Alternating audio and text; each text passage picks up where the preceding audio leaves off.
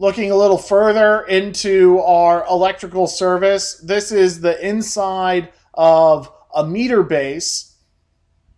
So what do we have going on here? Well, on the top, this is where the utility power lines are going to come in.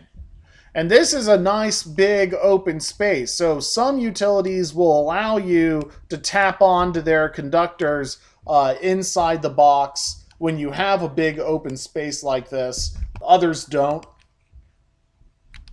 Here is a handle that is a disconnect switch between the utility meter base to connect or disconnect the meter. Now, if you open up this meter base and you yank the meter, it should kill power to the bottom side of the meter. But, that depends on if this switch is opened or closed. So this switch is like a manual override switch. And so just because the meter is pulled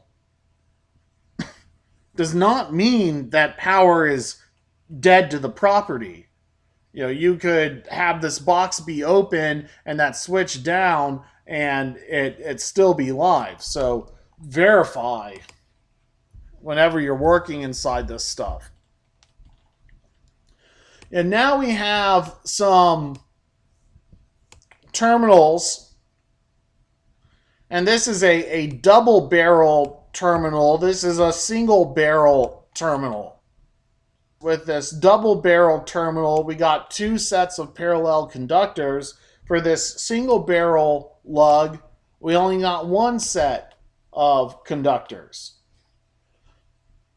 Also, sometimes these meter bases come with a set of landing lugs for one set of conductors, and to do parallel tapped conductors, it could be as simple as swapping out the lugs and getting ones with double barrels. Now, others won't have that option because the service panel is not large enough to accommodate the service panel. So sometimes you can land multiple conductors, sometimes you can't, but it comes down to what is the terminal rated for. A very common question for a utility is, are you allowed to double lug inside their meter base? And what the common response is, well, yes, but you need to have an appropriately rated terminal for double lugging. You can't just shove, two wires into the same terminal spot.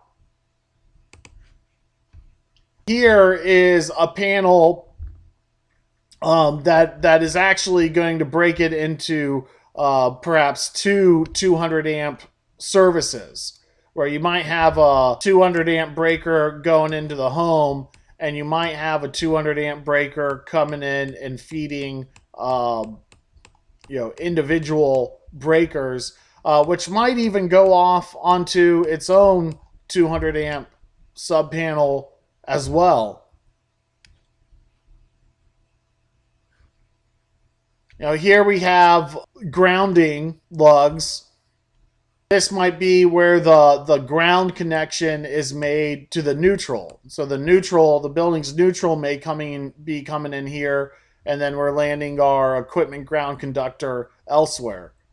There may be a separate green screw for driving down all the way back from this ground lug into the back of the metal frame itself, or the neutral and the ground bar may be already bonded together. That neutral to ground connection should only be made at one place on the system.